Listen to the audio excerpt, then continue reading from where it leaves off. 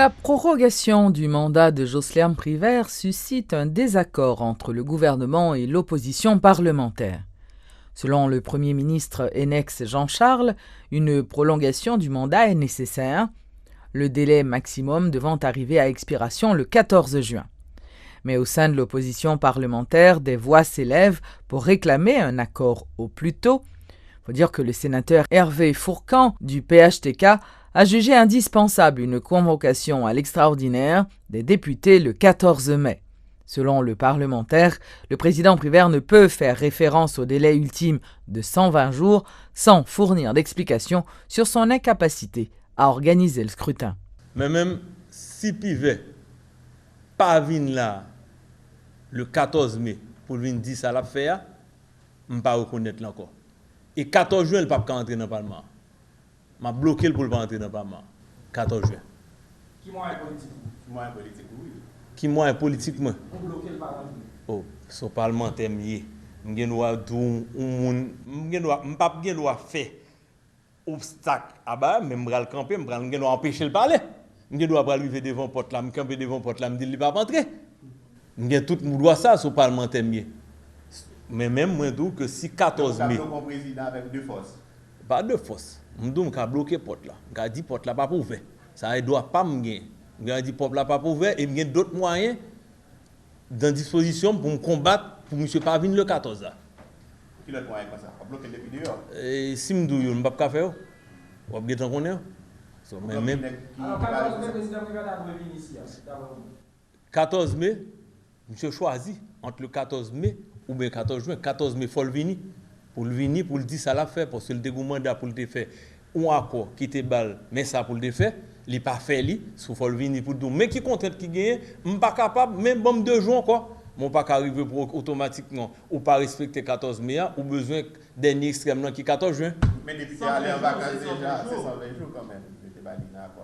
Oui, mais il doit. Même Jean Paul ne pas convoquer pour budget rectificatif, on va convoquer tout le monde pour budget rectificatif. Même Jean va convoquer le 14 mai, que le doit convoquer, il tout le monde venir pour Yoka trancher sur le dossier 14 mai.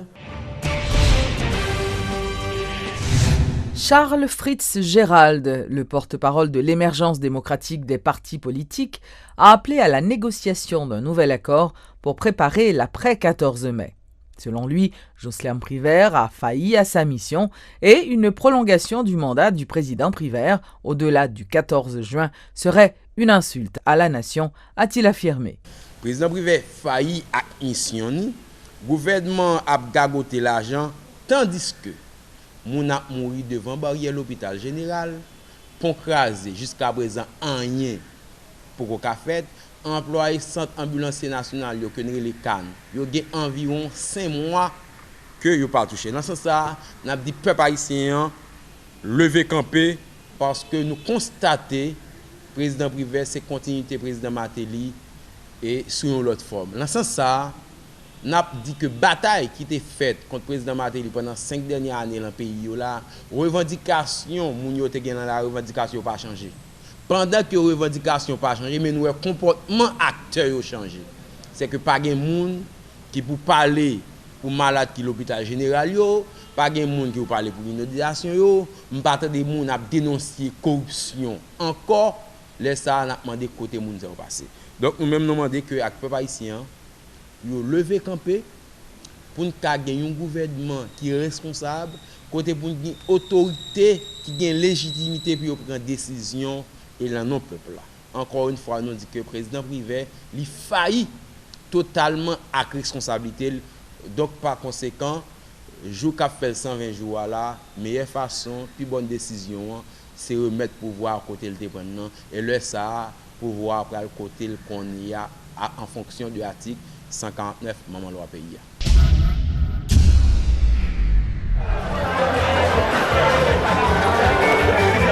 Le mouvement de grève des médecins résidents prend une nouvelle tournure.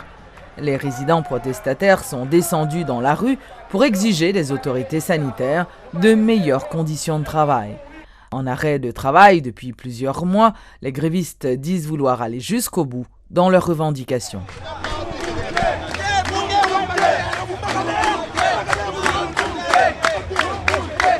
grève dans les hôpitaux publics, les médecins grévistes ne démordent pas. Après plusieurs semaines d'inactivité, particulièrement au niveau de l'hôpital général à Port-au-Prince, les médecins grévistes ont décidé de marcher à travers la capitale ce vendredi matin pour continuer d'exiger de l'État haïtien de meilleures conditions de travail. Nous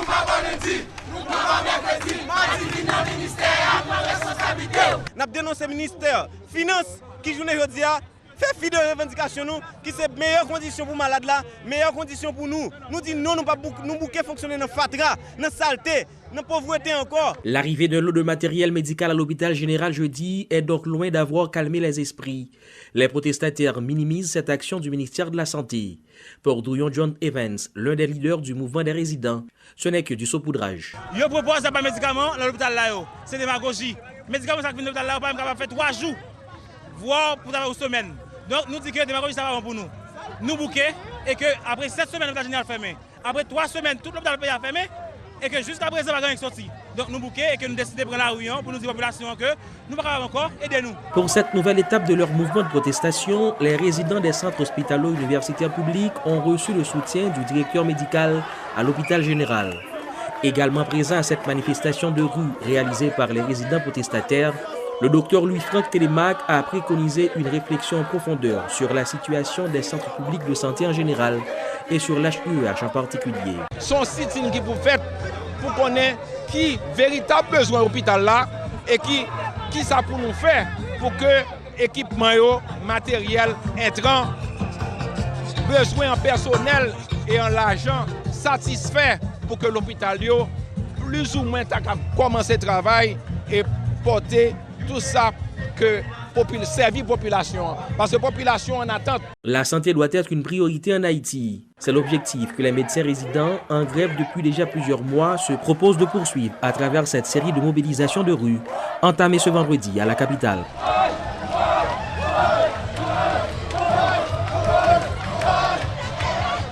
Depuis les rues de Port-au-Prince, Éloge Milfort et Elessie Diolassin pour Télémétropole. 3 officiers du corps de génie militaire ont déploré le comportement des soldats du corps. Les lieutenants Paul Emmanuel, Tesnor Wolsby-Ted et Merzilus Kerby, qui étaient invités ce vendredi à la rubrique Le Point de Métropole, se sont désolidarisés des militaires ayant organisé un sit-in devant les locaux du ministère de la Défense lundi dernier. Ces officiers ont présenté des excuses à la population, au gouvernement et notamment au Premier ministre Enex Jean-Charles pour le comportement de leurs collègues. C'est un mouvement que nous déplorons, je ne sais pas là, c'est un mouvement que nous condamnons.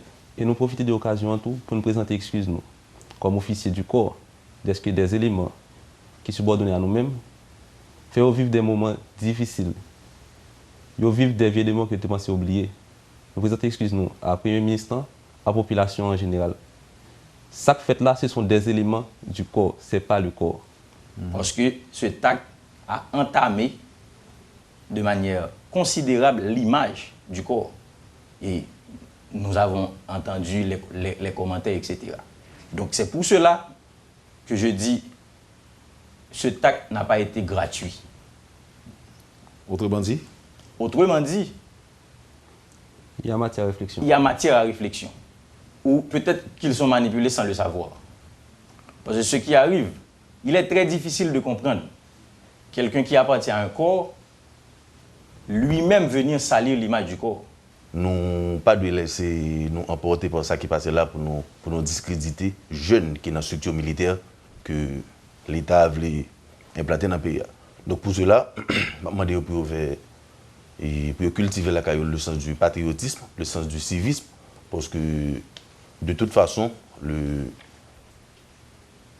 la réussite de demain sera la nôtre.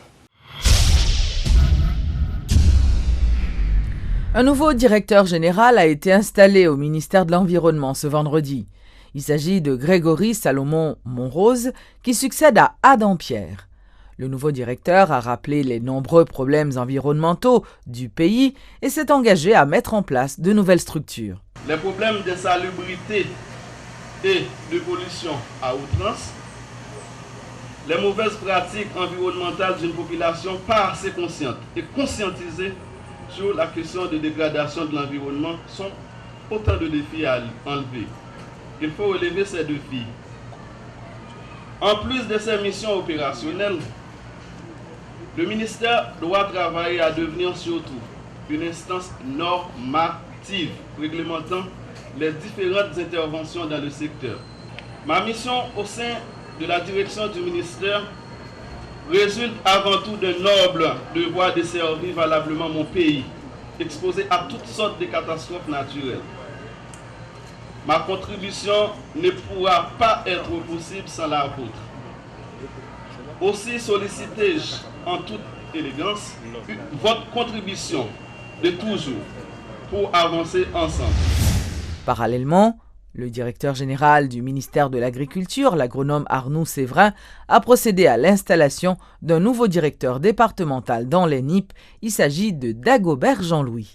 Le pays traverse une crise sociopolitique qui n'épargne pas le secteur agricole, déjà très affecté par la sécheresse et la perte des récoltes au cours de ces dernières années. Pour le moment, le secteur est sous le poids des effets des inondations provoquées par les pluies de cette semaine. Déjà, les récoltes de plusieurs communes du département sont grandement affectées par les pluies torrentielles. Dans ce carrefour difficile que traverse le secteur agricole, la direction départementale de l'agriculture dernier, sous ma responsabilité, doit, plus que jamais, s'engager aux côtés des agriculteurs en vue de les supporter et les encadrer pour qu'ils soient à leur tour être en mesure de produire en quantité et en qualité des denrées nécessaires à l'alimentation et l'épanouissement de la population. Très bien.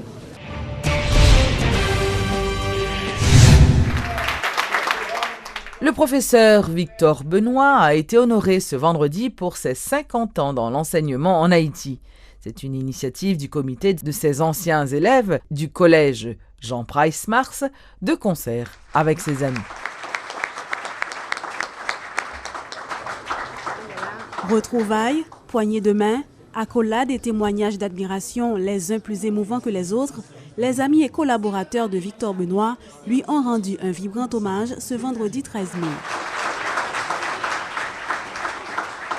Une initiative du comité des anciens élèves du collège Jean Price Mars en l'honneur des 50 ans d'enseignement du professeur Benoît. Marie-Chantal Ociel est l'une des coordonnatrices de l'événement. 50 ans de carrière mettent bien sont 50 ans de carrière de sacrifice parce que nous voyons que généralement en Haïti, qui a éducation hier. Puisque nous avons investi dans nous, nous construisons nous, aujourd'hui nos cadets professionnels. Donc ça fait nous songer que ça a été fait pour nous, aujourd'hui pour nous. En effet, 50 ans de carrière, un âge d'or qui mérite d'être célébré. C'est la raison pour laquelle des hommes politiques, des religieux, des personnalités de la société civile, entre autres, ont répondu à l'appel. L'ancien Premier ministre Evans Paul retient la modestie, l'humilité et surtout la combativité de celui qui est à la fois professeur et militant politique. Il y a un monde qui non seulement transmet le savoir, il fait ça en profession, il fait ça en sacerdoce, mais un monde tout qui est engagé pendant toute ville, qui prend un risque pour contribuer pour la société à avoir plus de tolérance, pour la société à évoluer dans l'ambiance du vivre ensemble. Voilà qui fait de lui un modèle, n'ont de cesse de répéter ses admirateurs. Costume gris, chemise blanche, cravate bleue et rouge, c'est un Victor Benoît heureux et fier qui a pris la parole en la circonstance. À presque 75 ans, celui qui se fait appeler Maître Ben par ses proches se dit ému par tant d'admiration et d'affection à son égard. Chaque année passée à vous transmettre des connaissances, à renforcer ma conviction que j'étais peut-être né pour être un enseignant. J'ai enseigné le français, le latin, le grec, l'algèbre, la littérature, l'économie politique et surtout les sciences sociales. Un riche et long parcours pour le directeur du collège Jean Price Mars. Mais le professeur Victor Benoît a plusieurs cordes à son arc et dans l'intervalle, il a porté plusieurs chapeaux, notamment celui de ministre de l'Éducation nationale en 1993, de ministre des Affaires sociales en 2015 et de cofondateur du Parti Fusion des sociodémocrates en 2005.